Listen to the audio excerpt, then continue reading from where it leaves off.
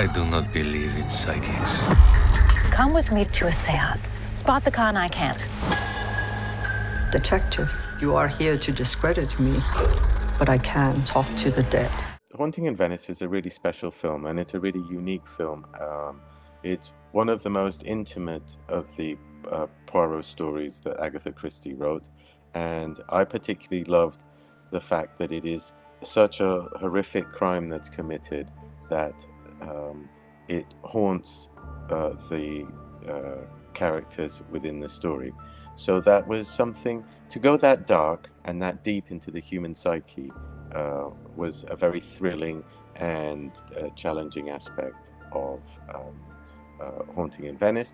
To me, what you try to do with a film in building the world is try and tell the story in the right way, and to find the story you have to really find the human condition in the story, and that's the landscape. The landscape of a story is actually the human condition rather than the actual place it exists in. Both are there, but that is the most important part. There's something about the city of Venice. It's a really magical place, and it has a lot of past. It's a sinking town. It's a great analogy for the human condition. If someone wants to be heard, we are here. Listening.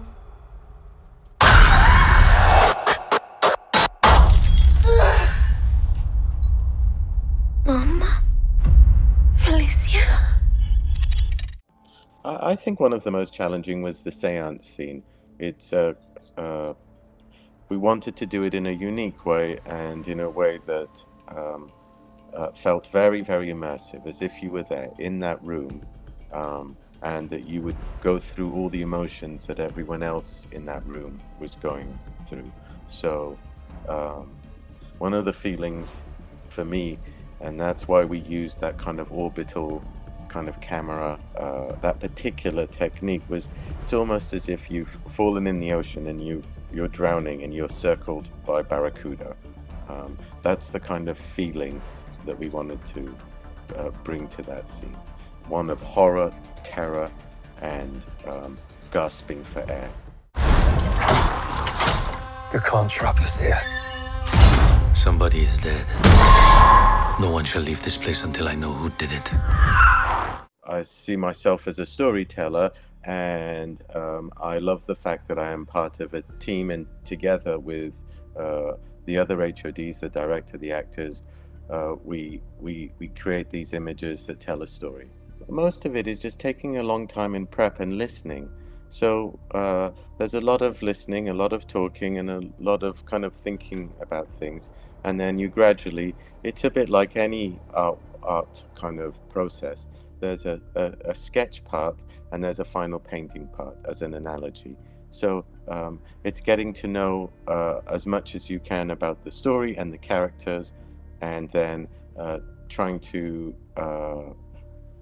find a way that is both effective and artistic in telling that story.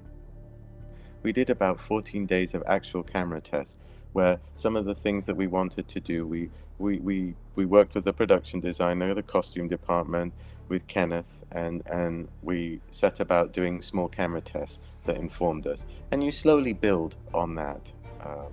So it's like any art process. It starts from sketching and it ends up to a painting. I think the particular films that inspired me for Haunting in Venice were 1961 Innocence, In Cold Blood by Richard Brooks, photographed by Conrad Hall, and Ghost Story, or Kwaidan in Japanese, and a film by Frankenheimer called Seconds, which was shot by James Wong Howe, and particularly the opening sequence by Saul Bass. I would say those 4 films were 4 of the most inspirational films for me for Haunting in Venice.